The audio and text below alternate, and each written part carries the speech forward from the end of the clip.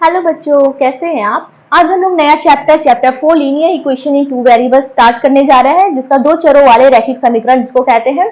दो चरों वाले रैखिक समीकरण के बारे में थोड़ा सा हम परिचय समझ लेते हैं, उसके बाद हम लोग अध्याय शुरू करेंगे 4.1। सबसे पहले हम रैखिक समीकरण के बारे में समझ लेते हैं। रैखिक समीकरण किसको कहते हैं? रैखिक समीकरण उसे कहते हैं जो ऐसा समीकरण जिसमें चर की सबसे बड़ी घात एक होती है, उसे रैखिक समीकरण कहते हैं। चर के बारे में तो आपको ही पता ही होगा। चर हम कोई भी अल्फाबेटिकल ऑर्डर को, जैसे चर हो गया हमारा X Y Z A B C, कोई भी अल्फाबेटिकल लेटर हम ले सकते हैं। जैसे इसकी जगह आप क ख ग घ भी अ ब स भी ले सकते हैं, उसको हम चर कहते हैं। लेकिन जो संख्या होती है वो हमारा अचर होता है। अचर अचर किसे कहते हैं? जैसे 1 2 3 4, और ये चर वाला जो है अल्फाबेटिकल लेटर चर होता है, और जो नंबर्स वाले होते हैं उसको अचर कहते हैं। तो सबसे पहले हम इसमें पढ़ेंगे रैखिक समीकरण। रैखिक समीकरण कहते किसको हैं? रैखिक समीकरण जैसे मैंने ले लिया, एक चर वाला रैखिक समीकरण होता है और एक दो चर वाला रैखिक समीकरण होता है। जैसे इसको मैंने, जैसे एक चर वाला रैखिक समीकरण, एक चर वाले रैखिक समीकरण में क्या होता है? जैसे 2x + 1 = 0, इसमें हम देखेंगे सिर्फ एक चर है, तो इसको एक चर वाला रैखिक समीकरण कहेंगे। एक चर है, रैखिक समीकरण क्यों कहेंगे? रैखिक समीकरण इसलिए कहेंगे क्योंकि इसका घात एक है। अगर इसका घात 2 होता ये रैखिक समीकरण नहीं होता। तो यहाँ पर इसका घात एक है, तो भले यहाँ लिखे ना रहे, तो यहाँ पर रैखिक समीकरण इसको कहते हैं। अब दो चर वाले रैखिक समीकरण के बारे में लिख लेते हैं।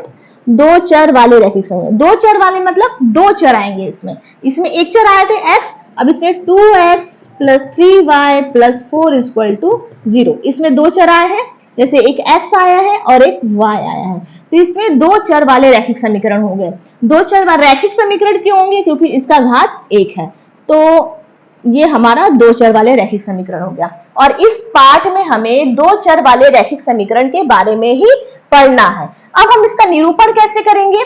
निरूपण में इस दो चर वाले रैखिक समीकरण का हमारा एक जनरल फॉर्म होता है, जो ax + by + c = 0।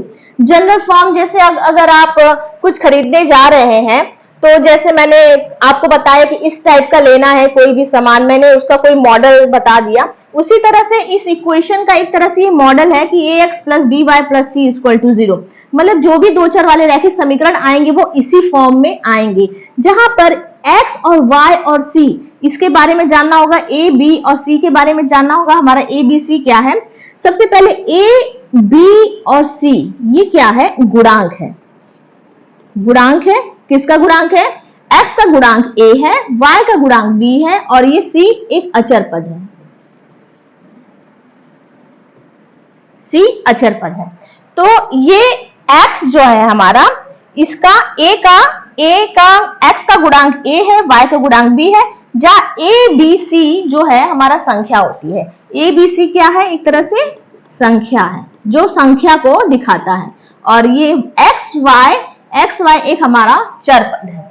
इस तरह से इसी जनरल फॉर्म में हमारे जितने भी इक्वेशन आगे के अध्याय में, इस जनरल फॉर्म से हमें इसका संख्या बताना होगा या a b c के मान निकालने होंगे। ये पहले आप रैखिक समीकरण को इसको नोट कर लीजिए, और इसका जनरल फॉर्म जो है हमारा, इसको याद कर लीजिए, ax + by + c = 0। इसी से हमारे कई क्वेश्चंस आगे होंगे।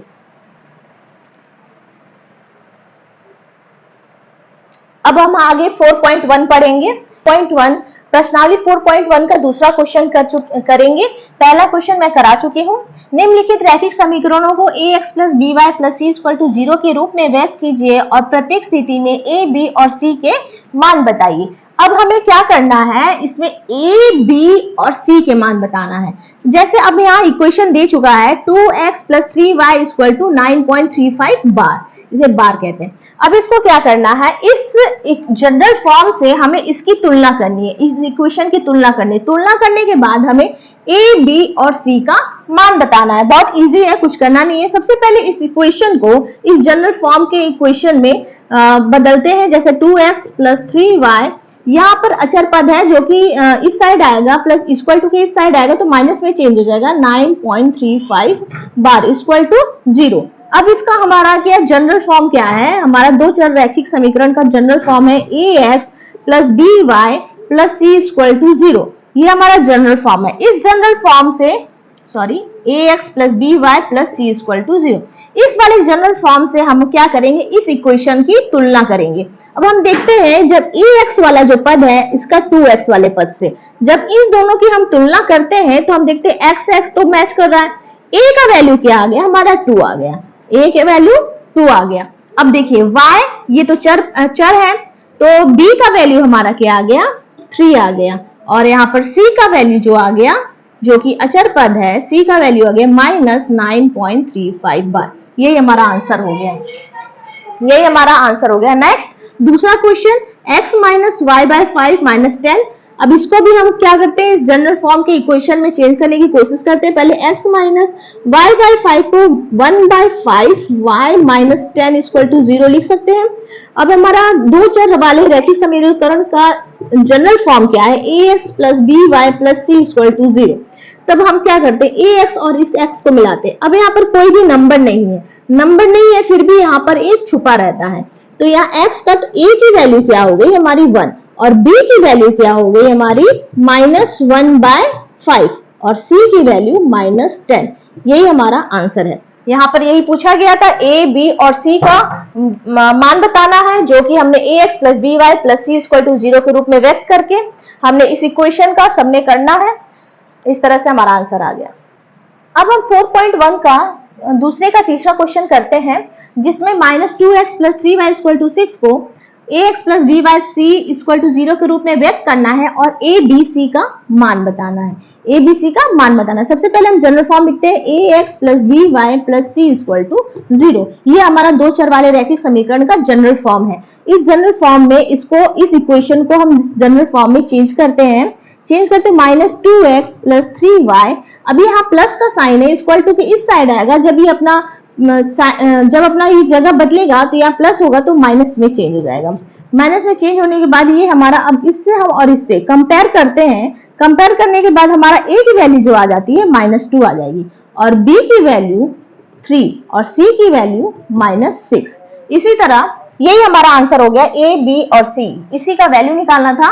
अब यहाँ पर नेक्स्ट आते हैं, अब इसको भी हम जनरल फॉर्म में चेंज करते हैं, तो हम देखते हैं कि x इक्वल टू 3y, तो इक्वल टू 3y है, तो इसको इक्वल टू इस साइड लाएंगे तो -3y, और हमारा अचर पद कोई भी नहीं है, मतलब c की जो वैल्यू है हमारा कुछ भी नहीं है दिया हुआ है, तो c की वैल्यू हम क्या करेंगे, 0 मान लेंगे और इक्वल टू 0।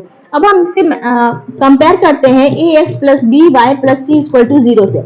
अब इससे हमें कंपेयर करना है a और b और c का वैल्यू बताना है। तो सबसे पहले हम ax और x, ये इन दोनों से अगर हम मैच करते हैं तो हम इसको ये 0.1 लिख सकते हैं, 1, क्योंकि इसके अंदर एक का गुणा रहता है। अब a की वैल्यू जो हमारी आ गई 1 आ गई, b की वैल्यू जो हमारी आ गई -3 आ गई, b की वैल्यू -3 और c की वैल्यू 0। यही हमारा आंसर है। a की वैल्यू 1, b की वैल्यू -3 और c की, जो कि अचर पद था, यहाँ पर कोई भी अचर पद नहीं था, इसको हमने 0 मान लिया और ये c की वैल्यू हमारी 0 आ गई। अब चलते हैं नेक्स्ट क्वेश्चन में, क्वेश्चन नंबर 5। इसमें भी हमें क्या करना है, इसको जनरल फॉर्म में चेंज करना है। 2x माइनस 5y है, तो इस तरफ आएगा तो प्लस 5y में चेंज हो जाएगा, और हमारा अचर पद कुछ भी नहीं है तो 0 इक्वल टू 0। अब इसको हम जनरल फॉर्म से ax प्लस बी वाई, हमारा जनरल फॉर्म है ax plus B Y plus C equal to 0। इससे कंपेयर करते हैं, कंपेयर करने के बाद हमारा a की वैल्यू 2 आ गई, b की वैल्यू 5 आ गया और c की वैल्यू 0। यही हमारा आंसर हो गया।